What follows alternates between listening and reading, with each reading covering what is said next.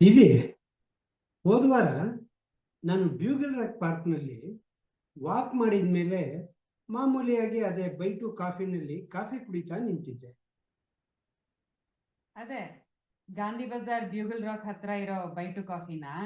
ಹಾ, ಅಲ್ಲಿ ಅಲ್ಲಿ ಒಬ್ಬ ರೆಗ್ಯುಲರ್ ಆಗಿ ಪುಸ್ತಕಗಳನ್ನು ಮಾರ್ತಾ ಇರ್ತಾನೆ. ಅವನ ಹತ್ರ ಒಬ್ಬ ಯಂಗ್ ಚಾಪ್ ಒಂದು ಪರ್ಟಿಕ್ಯುಲರ್ ಬುಕ್ನ ಕೇಳ್ತಾ ಇದ್ದ. ನನಗೂ ಅದೊಂಥರ ಇಂಟ್ರೆಸ್ಟಿಂಗ್ ಅನ್ನಿಸ್ತು. ಯಾವುದೋ ಫೇಮಸ್ ಇಂಗ್ಲಿಷ್ ಆಥರ್ ಬರೆದಿರೋ ಬುಕ್. ನೀನು ತುಂಬ ಸಲ ಅದನ್ನು ಹೇಳ್ತಿರ್ತೀಯ. ಅಬೌಟ್ ಮೌಂಟೇನಿಯರಿಂಗ್ ಕಣೆ ಆ ಬುಕ್. ಮೌಂಟೇನಿಯರಿಂಗ್ ಬಗ್ಗೆ ನಾವೆಲ್ಲ ಹಾ, ಅದೇ ತುಂಬಾ ಫೇಮಸ್ ಆಥರ್ ಜೆಫ್ರಿ ಆರ್ಚರ್ ಅವರದ್ದು ಪಾತ್ಸ್ ಆಫ್ ಗ್ಲೋರಿ ಅಂತ ಇರ್ಬೇಕು ಅನ್ಸತ್ ನೋಡಿ. ಹಾ, ಅದೇ. ಆಗ ನನಗೆ ನಮ್ಮ ವಾಸವಮೂರ್ತಿ ಅವ್ರ ನೆನಪಾಯ್ತು. ನಾವ್ಯಾಕೆ ಅವ್ರ ಮೌಂಟೇನಿಯರಿಂಗ್ ಎಕ್ಸ್ಪೀರಿಯನ್ಸ್ನ ಕೇಳಬಾರ್ದು, ಕೇಳಿ ನಮ್ಮ ನೆಕ್ಸ್ಟ್ ಜನರೇಷನ್ಗೆ ಹೇಳ್ಬೋದಲ್ವಾ ಅಂತ ಮನಸ್ಸಿಗೆ ಬಂತು. ಹಾ, ವಂಡರ್ಫುಲ್ ಐಡಿಯಾ. ಬನ್ನಿ ವಾಸು ಅಂಕಲ್ ಅವರ ಅನುಭವಗಳನ್ನು ಕೇಳೋಣ. Sports are integral to the all round personality development.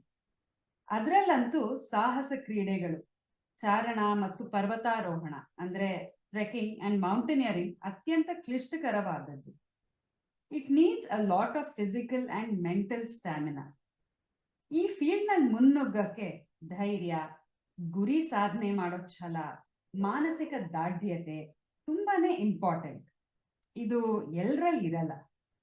ಈ ಸಾಧನೆ ಮಾಡಿರೋರು ಕರ್ನಾಟಕ ಮೌಂಟೇನಿಯರಿಂಗ್ ಅಸೋಸಿಯೇಷನ್ ನ ಸದಸ್ಯರಾದ ಶ್ರೀ DS ವಾಸುದೇವ್ ಮೂರ್ತಿ ಅವರು. ಇವರು ಮೂಲತಃ ತರೀಕೆರೆಯವರು. ಓದೋದಕ್ಕೆ ಅಂತ ಬೆಂಗಳೂರಿಗೆ ಬಂದು ಇವರು ಎಲ್ಲಾ ತರಹದ ಕ್ರೀಡೆಗಳಲ್ಲೂ ಭಾಗವಹಿಸಿದ್ದಾರೆ. ಕ್ರಾಸ್ ಕಂಟ್ರಿ ರೇಸ್ ಇರ್ಬೋದು, ಸೈಕ್ಲಿಂಗ್, ಹಾಕಿ ಇರ್ಬೋದು, ಫುಟ್ಬಾಲ್, NCC ಸರ್ಟಿಫಿಕೇಶನ್ಸ್, ಮೌಂಟ್ ಆಬೂನಲ್ಲಿ ಆರ್ಮಿ ಅಟ್ಯಾಚ್ಮೆಂಟ್ ನ NSS ಕ್ಯಾಂಪ್ ಇರಬಹುದು, ಗಂಗಾ ಶುದ್ಧೀಕರಣ ಶಿಬಿರ ಇರಬಹುದು. He has been there, done that.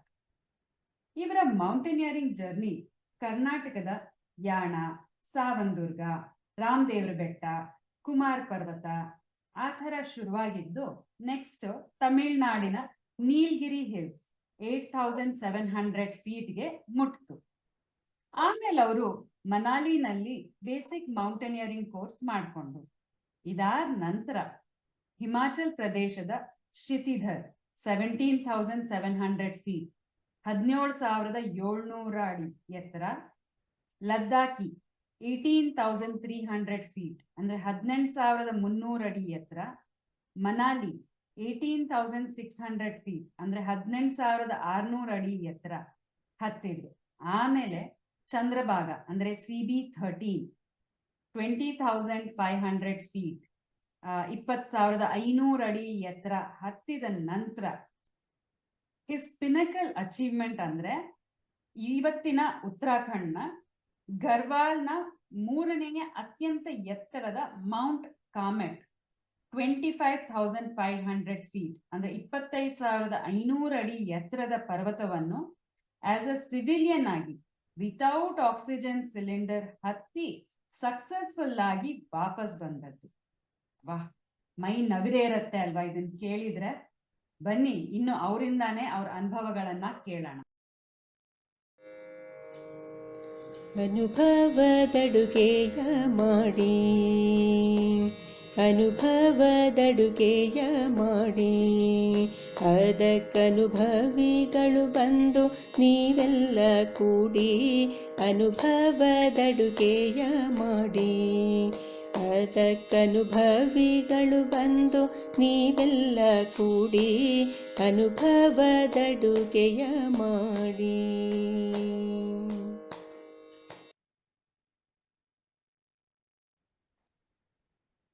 Hello Vasu uncle, ಹೇಗಿದ್ದೀರಾ? ಓ ನಮಸ್ಕಾರ ದೀಪ್ತಿರಾವ್, ಚೆನ್ನಾಗಿದ್ದೀನಮ್ಮ. ಬಹಳ ದಿವಸಗಳಾಯ್ತು ನಿನ್ನನ್ನು ನೋಡಿ. ಹಾ ಅಂಕಲ್, ಸಡನ್ ಆಗಿ ಮೌಂಟೇನಿಯರಿಂಗ್ ಏನೋ ನೆನಪಾಯ್ತು. ಮೌಂಟೇನಿಯರಿಂಗ್ ಅಂದ್ರೆ ವಾಸು ಅಂಕಲ್ ಯಾವಾಗ್ಲೂ ನಮಗೆ. ಓ ಹೌದಮ್ಮ, ಕರೆಕ್ಟ್. ಅದೇ ವಿಷಯಕ್ಕೆ ನೀನ್ ಕೇಳೋದು ಬಹಳನೇ ಖುಷಿ ಆಗುತ್ತೆ. ಹಳೆ ನೆನಪುಗಳನ್ನ ಮತ್ತೆ ಇನ್ನೊಂದ್ಸತಿ ಮೇಲ್ಕ್ ಹಾಕ್ದಂಗ ಆಗುತ್ತೆ ದೀಪ್ತಿರಾವ್. ಹೌದು, ಅದಕ್ಕೇನೆ ನಿಮ್ದೆಲ್ಲ ಒಂದ್ ಸ್ವಲ್ಪ ಸ್ಟೋರೀಸ್ ಅನ್ನ, ನಿಮ್ ಅನುಭವಗಳನ್ನ ನಮ್ ನೆಕ್ಸ್ಟ್ ಜನರೇಷನ್ಸ್ಗೆ ಎಲ್ಲ ಕೇಳ್ಸೋಣ. ಆಗ ಹೆಂಗಿತ್ತು ಮೌಂಟೇನಿಯರಿಂಗ್, ಹೆಂಗೆ ನೀವು ಏನೇನೆಲ್ಲ ಸ್ಪೋರ್ಟ್ಸ್ ಎಲ್ಲ ಮಾಡಿದ್ರಿ, ನಿಮ್ ಇಂಟ್ರೆಸ್ಟಿಂಗ್ ಲೈಫ್ ಬಗ್ಗೆ ನಿಮ್ಮಿಂದ ತಿಳ್ಕೊಳ್ಳೋಣ ಅಂತ ಬಂದ್ವಿ ಅಂಕಲ್. ನಂದೇನೇನು ಅನುಭವ ಇದೆ ಅದನ್ನೆಲ್ಲ ಎಷ್ಟೆಷ್ಟು ಜ್ಞಾಪಕ ಆಗುತ್ತೆ, ಜ್ಞಾಪಕ ಬರುತ್ತೆ. ಯಾಕೆ ಗೊತ್ತಾ, ಅವೆಲ್ಲ ಬಹಳ ಹಳೆಯ ನೆನಪುಗಳು ಅಲ್ವಾ. ಸುಮಾರು 30-40 ವರ್ಷದ ಹಳೆಯ ದಿನಗಳಾಗಿದ್ರಿಂದ, ವರ್ಷಗಳಿಂದ ನಾನು ಆದಷ್ಟು ಜ್ಞಾಪಕ ಮಾಡ್ಕೊಂಡೆ ಹೇಳ್ತೀನಮ್ಮ. ಸೊ ಅಂಕಲ್, ನಿಮ್ಗೆ ಈ ಟ್ರೆಕ್ಕಿಂಗ್ ಮತ್ತೆ ಮೌಂಟೇನಿಯರಿಂಗ್ ಈ ಕಡೆಗೆ ಈ ತರ ಆಸಕ್ತಿ ಹೆಂಗೆ ಮೂಡ್ತು? ನಾನು ಸ್ಕೂಲ್ ಡೇಸ್ ನಲ್ಲೇ ಸ್ವಲ್ಪ ಸ್ಪೋರ್ಟ್ಸ್ ಮೆನ್ ಆಗಿದ್ದೆ. ನಾನು ಸ್ವಲ್ಪ ಖೋಖೋ, ಅಥ್ಲೆಟಿಕ್ಸ್ ಅಂತದನ್ನೆಲ್ಲ ಹೋಗೋದಕ್ಕೋಸ್ಕರ ಸ್ಟೇಟ್ಗೆಲ್ಲ ರೆಪ್ರೆಸೆಂಟ್ ಮಾಡಿದ್ದೆ. ಸ್ಟೇಟು ಮತ್ತೆ ತಾಲೂಕ್ ಲೆವೆಲ್ಲು, ಡಿಸ್ಟಿಕ್ ಲೆವೆಲ್ಲು ಎಲ್ಲ. ಹಾಗೇನೆ ಮಾಡ್ತಾ ಮಾಡ್ತಾ ನನ್ನ ಕಾಲೇಜ್ ಡೇಸಿಗೆ ನಾನು NCC ಜಾಯಿನ್ ಆದೆ. NCC ಜಾಯಿನ್ ಆಗಿದ್ದಾಗ ನಾನಲ್ಲಿ ಅದಕ್ಕೆಲ್ಲ ಟ್ರೆಕ್ಕಿಂಗು ಮತ್ತೆ ಇನ್ನು ಉಳಿದಿದ್ದು ಸ್ಪೋರ್ಟ್ಸ್ನೆಲ್ಲ ಮಾಡ್ಬೇಕಾಗತ್ತೆ. ಹಂಗಾಗಿ ಮಾಡ್ತಾ ಮಾಡ್ತಾ ಮಾಡ್ತಾ ಸಣ್ಣ ಪುಟ್ಟ ಊರುಗಳಿಗೆ ಹೋಗೋದು, ಸೈಕಲಲ್ಲಿ ಹೋಗೋದು, ಈ ತರ ಎಲ್ಲ ನನಗೆ ಬಂದು, ನಾನು ಸ್ಪೋರ್ಟ್ಸ್ಗಳಲ್ಲಿ ಸ್ವಲ್ಪ ಮುಂದುವರಿಬಾರ್ದು, ಒಂಥರ ಚೆನ್ನಾಗಿರುತ್ತೆ ನಾವು ಹೊರದೇ. ಯಾಕೆಂದ್ರೆ ನಾನ್ ಬಂದಿರದೆ ಮಲೆನಾಡಿಂದ, ತರೀಕೆರೆಯಿಂದ ನಾನ್ ಬಂದಿರೋದ್ರಿಂದ ಅಲ್ಲಿ ನಮ್ದು ಚಿಕ್ಕಮಗಳೂರು ಡಿಸ್ಟಿಕ್ ಎಲ್ಲಾವುದುವೆ ದೊಡ್ಡ ದೊಡ್ಡ ಬೆಟ್ಟದ ಸಾಲೆ ಇದೆ ಅಲ್ಲಿ. ಸೊ ಮುಳ್ಳಯ್ಯನಗಿರಿ ಇದೆ, ಮತ್ತೆ ನಾವು ಕುದುರೆಮುಖ ಇದೆ, ಕಲ್ಲತ್ತಿಗಿರಿ ಫಾಲ್ಸು ಅಲ್ಲೆಲ್ಲ ಇದೆ. ಹಾಗಾಗಿ ಸಂಬಂಧಿಕರುಗಳ ಜೊತೆ ಇವ್ರ ಜೊತೆ ಹೋಗ್ತಾ ಇದ್ವಿ. ಅವಾಗೆಲ್ಲ ಏನು ಇವಾಗ ಸಿಕ್ಕಿದ್ ಬಸ್ಸು ಅಥವಾ ಎತ್ತಿನ ಗಾಡಿ ಅಥವಾ ಯಾವ್ದೋ ಒಂದು ಆಟೋ ಗೀಟೋ ಟೆಂಪೋ ಯಾವ್ದಾದ್ರು ಸಿಕ್ತು ಅಂದ್ರೆ ಹೋಗ್ತಾ ಇದ್ವಿ. ಅವಾಗೆಲ್ಲ ತುಂಬಾ ಕಷ್ಟ ದಿನಗಳು ಆಗಿದ್ರಿಂದ ಒಮ್ಮೊಮ್ಮೆ ನಾವು ಸೈಕಲ್ ಅಲ್ಲೆಲ್ಲ ಹೋಗ್ತಾ ಇದ್ವಿ. ಕಾಲ್ನಡಿಗೆನಲ್ಲಿ ಸ್ವಲ್ಪ ದೂರ ಹೋಗ್ಬೇಕಾದ್ರೆ ಸೈಕಲನ್ನ ತಳ್ಕೊಂಡು ಹೋಗೋದು, ಕೊಚ್ಚೆ ಗುಂಡಿಗಳು ಚರಂಡಿಗಳು ಬಂತು ಅಂದ್ರೆ ಎತ್ಕೊಂಡ್ಬಿಟ್ಟು ಅದನ್ನ ಆ ಕಡೆ ದಡಕ್ಕಿಟ್ಟು ಮತ್ತೆ ಈಗೇನ್ ಸೈಕ್ಲಿಂಗ್ ಮಾಡ್ಕೊಂಡು ಹೋಗ್ತಾ ಇದ್ವಿ. ಆತರ ಅನುಭವಗಳು ಆಗಿದ್ರಿಂದ ಒಂಥರ ಅಲ್ಲಿರೋ ವಾತಾವರಣಗಳನ್ನ ಎಲ್ಲ ನೋಡಿ, ಸಣ್ಣ ಪುಟ್ಟ ಬೆಟ್ಟಗಳನ್ನೆಲ್ಲ ನೋಡಿ, ನಾವಲ್ಲಿ ಒಂದ್ ಬಂಡೆ ಮೇಲೆ ಹತ್ತಿ ನಿಂತಿದ್ ಕೂಡ್ಲೇನೆ ಎಲ್ರಿಗಿಂತ ನಾವು ಮೇಲಿದ್ದೀವಿ. ಈ ಬಂಡೆ ಮೇಲಿಂದ ನಿಂತ ಕೂಡ್ಲೆ ನಮ್ಗೆ ಎಷ್ಟೋ ಸುತ್ತಮುತ್ತಲು ಇರೋ ಹಳ್ಳಿಗಳು, ಆಮೇಲೆ ಬೆಳಗಿನ ಹೊತ್ತು ಅಲ್ಲಿ ಮತ್ತೆ ಹಕ್ಕಿ ಪಕ್ಷಿಗಳೆಲ್ಲ ಕೂಗುದು, ಇದ್ರದ್ದೆಲ್ಲ ವಾತಾವರಣ ಬಹಳ ಚೆನ್ನಾಗಿದೆ ಅನ್ನಿಸ್ತು. ಯಾಕೆಂದ್ರೆ ಒಳ್ಳೆ ವಾತಾವರಣ ಇರುತ್ತೆ, ಒಳ್ಳೆ ಗಾಳಿ ಬೆಳಕು ಎಲ್ಲ ಇರುತ್ತೆ. ಹಂಗಾಗಿ ನನಗೆ ಸ್ವಲ್ಪ ಯಾಕೆ ನಾನು ಮುಂದುವರಿಬಾರ್ದು ಅಂತ ನನ್ಗೆ ಅನ್ನಿಸ್ತಮ್ಮ. ಓಕೆ ಸೂಪರ್ ಅಲ್ವಾ ಅಂಕಲ್. ಬೆಟ್ಟ ಗುಡ್ಡದ ಮೇಲೆ ಟಾಪ್ ಅಲ್ಲಿ ಇದ್ದಾಗ ಆ ಫೀಲಿಂಗ್ ನೀವ್ ಹೇಳ್ದಂಗೆ, ಹೌದು ಎಲ್ಲಾರು ಕೆಳಗಡೆ ಇರ್ತಾರೆ, ನಾವು ಮಾತ್ರ ಅಲ್ಲಿ ಮೇಲೆ ಇದ್ದಂಗೆ ಒಂಥರ ಒಳ್ಳೆ ಫೀಲಿಂಗ್ ಅಂತ ಅನಿಸ್ತಾ ಇರತ್ತೆ. ನೀವು ಎಷ್ಟೊಂದು ಸ್ಮಾಲ್ ಆಗಿ ಮನೆ ಹತ್ರದಲ್ಲಿ ಎಲ್ಲ ಸ್ಟಾರ್ಟ್? ಹೌದಮ್ಮ, ನಾನು ಇಲ್ಲಿ ಬೆಂಗಳೂರಿಗೆ ಬಂದ ಮೇಲೆ ನಾನು ರಾಮನಗರದಲ್ಲಿ ಪ್ರತಿ ಶನಿವಾರ ಭಾನುವಾರ ಹೋಗ್ತಾ ಇದ್ವಿ. ನಮ್ದು ಕರ್ನಾಟಕ ಮೌಂಟೇನಿಂಗ್ ಅಸೋಸಿಯೇಷನ್ ಅಂತ ಹೇಳಿ ಇಲ್ಲೇ ಬೆಂಗಳೂರಲ್ಲಿ ಇದೆ, KMA ಅಂತ. ಹೌದು, ಸುಮಾರು 60-65 ವರ್ಷ ಹಳೇದದು. ತುಂಬಾ ಅವರು ಹಿಮಾಲಯಸ್ಗೆಲ್ಲ ವರ್ಷಕ್ಕೊಂದು 2 ಎಕ್ಸ್ಪಿಡಿಷನ್ಸ್ ಗಳು ಎಲ್ಲ ಹೋಗಾರ. ಸೊ ಅದ್ರೊಳಗಡೆ ನಾನು ಹೋಗಿ ಮಾಡ್ಬೋದು ಅಂತ ಇತ್ತು. ಈಗ ಸೈಕ್ಲಿಂಗು ಅಲ್ಲಿ ಇಲ್ಲಿ ಹೋಗಿದ್ದಾಗ ನಾವು ಪರಿಚಯಗಳು ಆಯ್ತು. ಒಮ್ಮೆ ನಾನು NCC ನಲ್ಲಿ ಇಲ್ಲಿಂದ ಮೈಸೂರಿಗೆ ಸೈಕಲ್ ಅಲ್ಲಿ ಹೋಗಿದ್ದೆ. ಬೆಳಗ್ಗೆ 6 ಗಂಟೆಗೆ ಬಿಟ್ಬಿಟ್ಟು ಸಂಜೆ 7 ಗಂಟೆ 8 ಗಂಟೆಗೆಲ್ಲ ಮೈಸೂರಿಗೆ ಹೋಗಿದ್ವಿ NCC ಮುಖಾಂತರ. ಸೈಕ್ಲಿಂಗ್ ಅಲ್ಲೇ ಹೋಗಿದ್ವಿ. ಆಮೇಲೆ ಮಂಡ್ಯಾಗ ಹೋಗಿದ್ವಿ, ಕನಕಪುರ ರೋಡಿಗೆ, ತುಮಕೂರ್ಗೆ. ಅವಾಗ ಫ್ರೆಂಡ್ಸ್ ಗಳದ್ ಮದ್ವೆಗಳು ಏನಾದ್ರು ಇದೆ ಅಂದ್ರೆ ನಾವು ಬಸ್ ಹತ್ತುತ್ತಾ ಇರ್ಲಿಲ್ಲ. ಒಂದು 15-20 ಜನ ಸೈಕಲ್ ತಗೊಂಡ್ಬಿಟ್ಟು ಒಂದು 2-3 ಅವರ್ ಮುಂಚೆನೆ ಬೆಳಗ್ಗೆ ಬೇಗಲೇ ಎದ್ದು ಮುಹೂರ್ತದ ಟೈಮ್ಗೆ ಹೋಗ್ತಾ ಇದ್ವಿ. ಹೋಗ್ಬಿಟ್ಟು ಅಲ್ಲಿ ಇದ್ದಾರ ಜೊತೆ ಎಲ್ಲ ಮಾತಾಡ್ಕೊಂಡು ಊಟ ಗೀಟ ಮುಗಿಸ್ಕೊಂಡು ಮತ್ತೆ ಸಂಜೆ ಬರ್ತಾ ಇದ್ವಿ. ನಮ್ಗೆ ಅದೇ ಒಂದು ಖುಷಿ ಇತ್ತು, ಎಷ್ಟು ಬೇಗ ಹೋಗ್ತೀವಿ ಏನು ಅಂತ. ಇಲ್ಲೇ ನಾವೇನಾರು ಚಿಕ್ಕಬಳ್ಳಾಪುರ, ದೊಡ್ಡಬಳ್ಳಾಪುರ, ನಂದಿ ಬೆಟ್ಟ ಅಂತದಕ್ಕೆ ಹೋಗ್ಬೇಕಾದ್ರೆ ಆ ಸೈಕಲ್ ಅಲ್ಲೇ ಹೋಗ್ತಾ ಇದ್ವಿ, ಬರ್ತಾ ಇದ್ವಿ. ಸೊ ಈಗ ನೀವ್ ಹಿಂಗೇನೆ ಸ್ಮಾಲ್ ಬೆಟ್ಟ ಹತ್ತಿ ಮಾಡಿ ಬೇರೆ ಬೇರೆ ರೀತಿ ಸ್ಪೋರ್ಟ್ಸ್ ಆಡಿದೀರಾ. ನಿಮ್ ಸರ್ಟಿಫಿಕೇಟ್ಸ್ ಎಲ್ಲ ನೋಡಿ ಸೂಪರ್ ಖುಷಿ ಆಯ್ತು. ಸೊ ಎಷ್ಟೊಂದು ಸ್ಪೋರ್ಟ್ಸ್ ಆಡಿದೀರಾ ನೀವು ಎಲ್ಲ?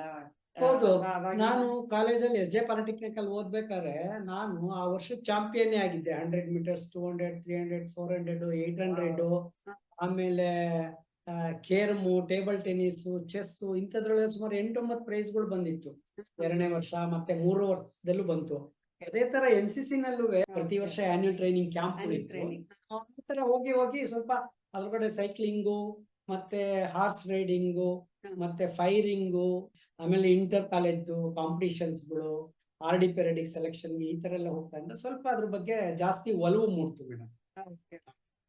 ಸೊ ಇವಾಗ ನೀವು ಅದರಿಂದ ಸ್ಲೋ ಆಗಿ ಮೌಂಟೇನಿಯರಿಂಗ್ ಕಡೆಗೆ ಮೂವ್ ಆಗ್ತಾ ಹೋದ್ರಿ ನೀವು? ಹೌದು, ಅದಕ್ಕಿಂತ ಮುಂಚೆನೆ ಮೌಂಟೇನಿಂಗ್ ಬೇಕು ಅಂದ್ರೆ ಸ್ವಲ್ಪ ನಮ್ದು ಎಕ್ಸರ್ಸೈಸಸ್ ಎಲ್ಲ ಬೇಕಾಗುತ್ತೆ ಅಂತೇಳಿ ನಾನು ಕಂಠೀರವ ಸ್ಟೇಡಿಯಂ ನಲ್ಲಿ ಪ್ರಾಕ್ಟೀಸ್ಗಳು ಮಾಡ್ತಾ ಇದ್ದೆ. ಅವಾಗ ಪುಷ್ಪ ನಾಚಪ್ಪ, ಅಶ್ವಿನಿ ನಾಚಪ್ಪ, ರೀತಾ ಅಬ್ರಾಮು, ಉದಯ್ ಕೆ ಪ್ರಭು, ಶ್ರೀನಿವಾಸ ಅವರೆಲ್ಲ ಇರ್ತಾ ಇದ್ರು.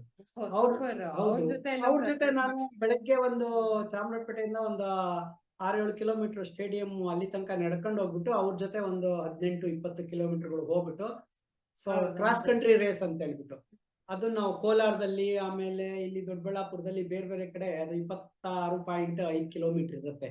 ಫಸ್ಟ್ 5 ಕಿಲೋಮೀಟರ್ಸ್, 10 ಕಿಲೋಮೀಟರ್ಸ್ ಈ ತರ ಹೋಗ್ಬಿಟ್ಟು ಅದಕ್ಕೆಲ್ಲ ಕಾಂಪಿಟೇಷನ್ಗೆ ಹೋಗ್ತಾ ಇದ್ವಿ. ಅದೇ ತರನೇ ಭಾಸ್ಕರನ್ ಒಬ್ರು ಕೋಚ್ ಇದ್ರು, ನಮ್ಮ ಹಾಕಿ ಭಾಸ್ಕರನ್ ಕೋಚ್. ಅವ್ರ ಜೊತೆ ನಾನು ಒಂದು 6 ತಿಂಗಳು ಪಳಗದೆ ನಾನು. ಆದ್ರೆ ನಂದ ಹಣದ ಸಮಸ್ಯೆಗಳು ಇದ್ದಿದ್ರಿಂದ ನಾನು ಮುಂದುವರಿಯಕ್ಕಾಗ್ಲಿಲ್ಲ.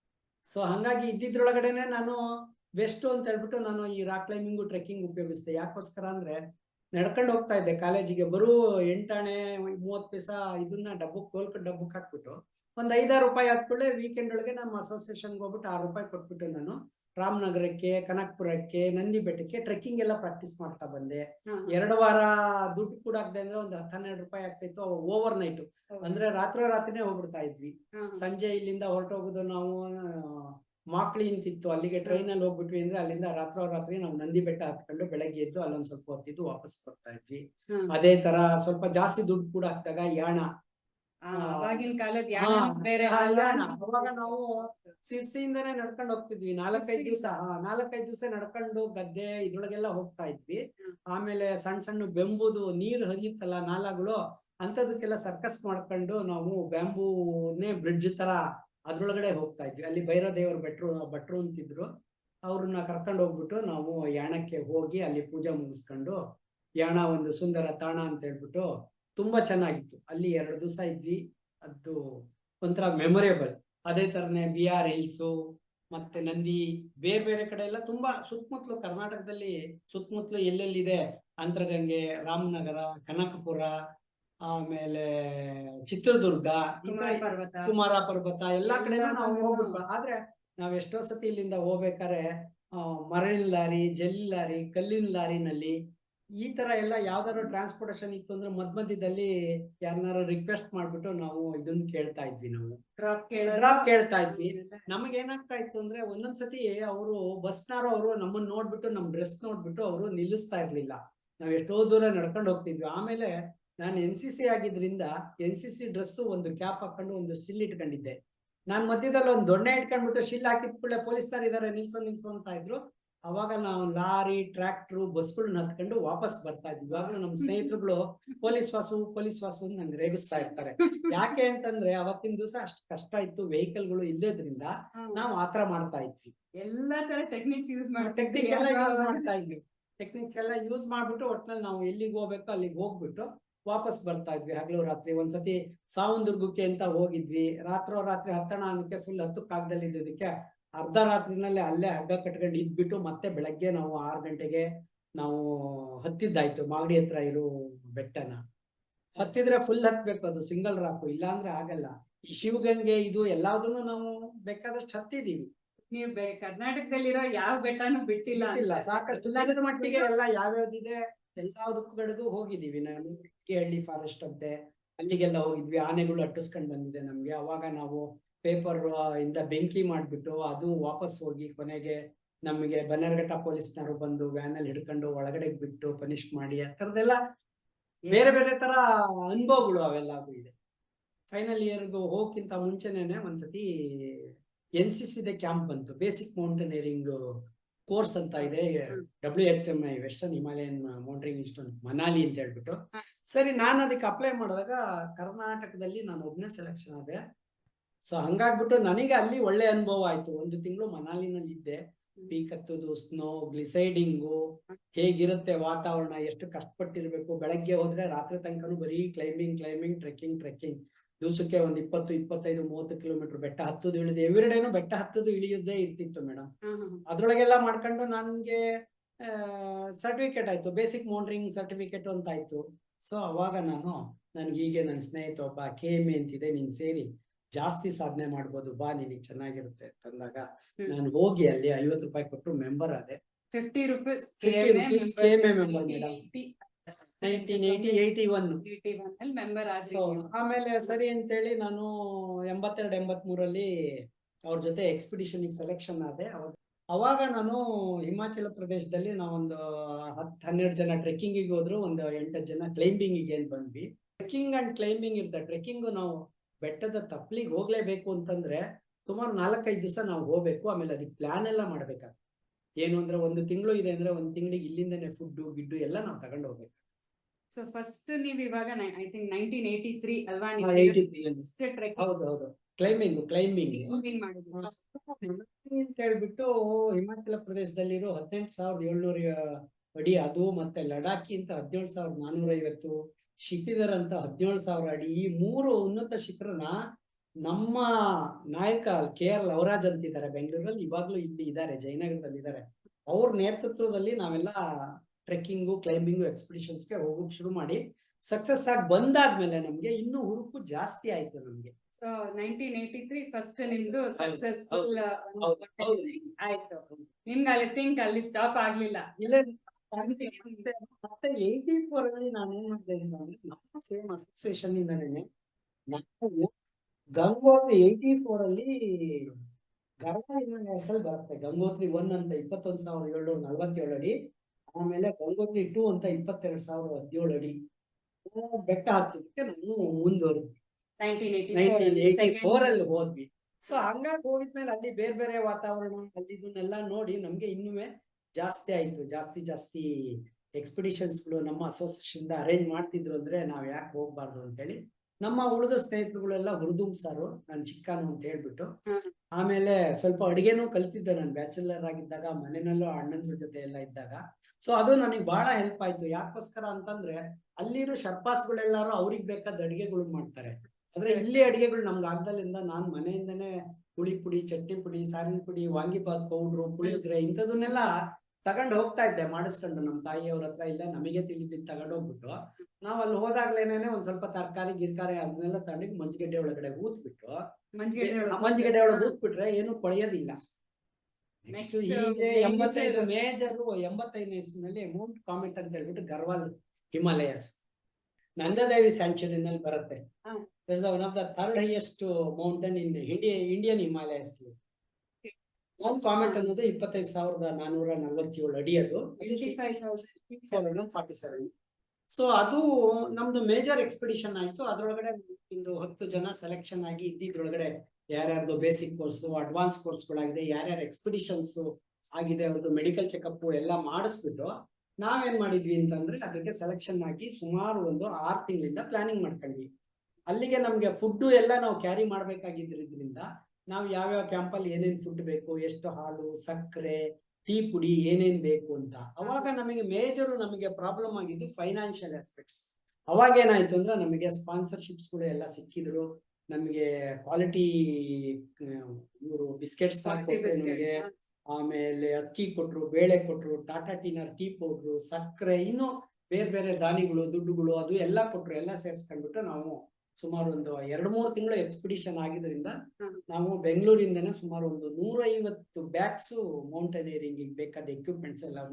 ಆಮೇಲೆ ಸರಿ ಅನ್ಕೊಂಡು ಅವಾಗಲೇ ನಾವು 85 ಒಳಗಡೆ ಹೋದ್ವಿ. ನಾನು, ಲವರಾಜು, ಆಶಾವತಿ ಅಂದ್ಕೊಳ್ಳೆ ನನ್ಗೆ ಇವಾಗ ಜ್ಞಾಪಕ ಆಗುತ್ತೆ ಮೇಡಮ್. ಒಂದು ಟ್ರಾಜಿಡಿ ಆಗೋಯ್ತು ರೀಸೆಂಟ್ ಆಗಿ. KMAದು ಅದು ಅಸೋಸಿಯೇಷನ್ ಇಂದ ಆಯ್ತು. ಅದು ಏನಾಯ್ತು ಅಂದ್ರೆ ಸಹಸ್ರ ತಾಲ್ ಅಂತ ಹೇಳ್ಬಿಟ್ಟು ಇಲ್ಲಿ ಉತ್ತರಾಖಂಡ್ ಅಲ್ಲಿ ಇತ್ತು. ಅಲ್ಲಿಗೆ ಒಂದು 23 ಜನ ನಮ್ KMA ಮೆಂಬರ್ಸ್ಗಳೇ ಎಲ್ಲರೂ ಇದಕ್ಕೆ ಹೋಗಿದ್ರು, ಟ್ರೆಕ್ಕಿಂಗ್ ಕ್ಲೈಂಬಿಂಗ್ ಅಂತ ಹೋಗಿದ್ರು ಮೇಡಮ್. ಎಲ್ಲ ಮುಗಿಸ್ಕೊಂಡು ವಾಪಸ್ ಬರ್ಬೇಕಾದ್ರೆ ಸಿಕ್ಕಾಪಟ್ಟೆ ಗಾಳಿ ಬಂದ್ಬಿಡ್ತು, ವಿಂಡ್. ಸೊ ಅದು ಬಂದು ಏನಾಗೋಯ್ತು ಅಂದ್ರೆ ಫುಲ್ ಬೆಟ್ಟನೇ ಕುಸ್ಕೊಂಡು ಬಿದ್ದಂಗ ಆಗೋಗ್ಬಿಟ್ಟು ಎಲ್ಲ ಬಿದ್ಬಿಟ್ಟು ಸುಮಾರು 9 ಜನ ಆ ಉಸುಕು ಮಣ್ಣು ಇದ್ರೊಳಗಡೆ ಎಲ್ಲ ಸಿಗಾಕೊಂಡ್ಬಿಟ್ಟು 9 ಜನ ಎಕ್ಸ್ಪೈರ್ ಆಗೋದು. ಯಾರನ್ನೂ ಉಳಿಸ್ಕೊಳಕ್ಕಲ್ಲ 9 ಜನ. ಅದ್ರೊಳಗೆ ಸೀನಿಯರು ಆಶಾ ಸುಧಾಕರ್ ಅನ್ನೋರು ಮಾತ್ರ ಸೀನಿಯರ್ ಮೋಸ್ಟ್. ಅವರೊಂದು 45-48 ಎಕ್ಸ್ಪಿಡಿಷನ್ಸ್ಗಳು ಮಾಡಿದ್ದಾರೆ. 70 ವರ್ಷ ನಮ್ಮ ಜೊತೆ ಅವರು ಸುಮಾರು 5-6 ಎಕ್ಸ್ಪಿಡಿಷನ್ ನನ್ನ ಜೊತೆನೆಲ್ಲ ಇದ್ದಾರೆ. ಟ್ರೆಕ್ಕಿಂಗ್ ಅಂತೂ 40-50 ಟ್ರೆಕ್ಕಿಂಗಿಗೆ ಅವ್ರು ಬರ್ತಾ ಇದ್ರು. ಅವರ ಇನ್ಸ್ಪಿರೇಷನ್ ಇಂದಲೇ ನಾವು ಇಷ್ಟು ಕಲ್ತಿದ್ದು. ತುಂಬಾ ಸ್ಟ್ರಾಂಗ್ ಲೇಡಿ ಅವರು, ನ್ಯಾಷನಲ್ ಲೆವೆಲ್ ಸ್ವಿಮ್ಮರು ಬೇರೆ ಅವರು. ಸೊ ಹಂಗಾಗಿ ಅವ್ರು ಬಹಳ ಸ್ಟ್ರಾಂಗ್. ಬಟ್ ಅಲ್ಲಿ ವೆದರ್ ಕಂಡೀಷನ್ಗೆ ಯಾವುದೇ ತರದ್ ಮಾಡ್ಲಿಲ್ಲ. ಜೊತೆನಲ್ಲೇ ಅವರ ಹಸ್ಬೆಂಡ್ ಸುಧಾಕರ್ ಅವರು ಜೊತೆಲಿದ್ರು, ಆದ್ರೆ ಅವರು ಬದುಕ್ಸಕ್ಕಾಗ್ಲಿಲ್ಲ. ಅದೊಂದು ತುಂಬಾ ದೊಡ್ಡ ಟ್ರಾಜಿಡಿ ಆಗಿ ಪೇಪರ್ ಅಲ್ಲಿ ಟಿವಿನಲ್ಲೆಲ್ಲ ರೀಸೆಂಟ್ ಆಗಿ ಜೂನ್ 3ನೇ ತಾರೀಕು ಆಯ್ತು. 5ನೇ ತಾರೀಕು ಎಲ್ಲ ಬಾಡಿಗಳೆಲ್ಲ ಬಂದು ಇದೆಲ್ಲ ಆಯ್ತು ಮೇಡಮ್. ಬೇಜಾರು, ತುಂಬಾನೇ ಬೇಜಾರು. ತುಂಬಾನೇ ಬೇಜಾರು. ಹೋದಾಗ ಕೂಡ ಒಂದು ಈ ತರದ ಬಟ್ ಇದೇನಾಯ್ತು ಅಂದ್ರೆ 1985 ನಾವು ಹೋಗಿದ್ದಾಗ ಅದು ನಾವು ಮೇಲಿಂದ ಜಾರಿ ಬಿದ್ದಿದ್ದು. ನಾವು ತುಂಬಾ ಹೈಟ್ ಅಲ್ಲಿ ಇದ್ವಿ ನಾವು. ಅವಾಗ ಏನಾಯ್ತು ಅಂತಂದ್ರೆ ವಿತೌಟ್ ಆಕ್ಸಿಜನ್ ಹೋಗಿದ್ದು. ಅವಾಗ ವಿತೌಟ್ ಆಕ್ಸಿಜನ್ ಹೋಗಿದ್ದು. ಅವಾಗ ವಿತೌಟ್ ಆಕ್ಸಿಜನ್ ಚಾಲೆಂಜಿಂಗ್ ನಲ್ಲೇ ನಾವು ಹೋಗಿದ್ವಿ. ಅವಾಗ ವಿತೌಟ್ ಆಕ್ಸಿಜನ್ ನಲ್ಲೇ ಹೋಗಿದ್ದಾಗ ಆಮೇಲೆ ಸುಮಾರು ಅಲ್ಲಿ ನಮ್ಮ ಟೋಟಲ್ ಅವಾಗ ನಾವು 10 ಜನದೊಳಗಡೆ 2 ಮಾತ್ರ ಹೋಗ್ಬೋದು ಅಂತ ಶರ್ಪಾಸ್ ಹೇಳಿದ್ರು. ನಾವು ಲವರಾಜ್ 2 ಮಾತ್ರ ಮೌಂಟ್ ಕಾಮೆಟ್ ಟಾಪ್ಗೆ ಹೋದ್ವಿ. ಅದಕ್ಕಿಂತ ಮುಂಚೆ ಸಿಕ್ಕಾಪಟ್ಟೆ ನಾವು camp 1, camp 2, camp 3, camp 4, summit camp ಅಂತೇಳಿ ಎವ್ರಿಡೇ ಅಕ್ಲಮಟೈಸ್ಗೋಸ್ಕರ ಎಕ್ವಿಪ್ಮೆಂಟ್ಗಳೆಲ್ಲ ಹೋಗ್ತಾ ಇದ್ವು, ಫುಡ್ಗಳು ಹೋಗ್ತಾ ಇತ್ತು, ಬರ್ತಾ ಇತ್ತು. ಬಟ್ ಅಲ್ಲಿದು ವಿಚಿತ್ರ ಏನು ಅಂದ್ರೆ ಒಂದು ಟೀ ಪುಡಿ ಇಲ್ಲ ಅಂತಂದ್ರೆ 1 ದಿವಸ ಕಾಯ್ಬೇಕು. ಇವಾಗಿನ ತರ 5 ನಿಮಿಷಕ್ಕೆ ಹೋಗ್ಬಿಟ್ಟು ಅಂಗಡಿಲಿ ತರುವಾಗಿಲ್ಲ. ಯಾಕೆಂದ್ರೆ ನಾವು ಕ್ಯಾಂಪ್ 2 ನಲ್ಲಿ ಇರ್ತೀವಿ. ಸೀಮೆ ಎಣ್ಣೆ ತಗೊಂಡೋಗೋದು ಮಿಸ್ ಮಾಡಿದ್ರು ಅಥವಾ ಮ್ಯಾಚ್ ಬಾಕ್ಸ್ ನಾವು ತಗೊಂಡೋಗೋದು ಮಿಸ್ ಮಾಡಿದ್ರೆ ಅಥವಾ ಹಾಲೇ ಆಗ್ಲಿ ಅಥವಾ ಟೀ ಪುಡಿನೇ ಮಾಡಿದ್ರಿ ನಾವೇನು ಮಾಡ್ಲಿಕ್ಕೆ ಆಗಲ್ಲ.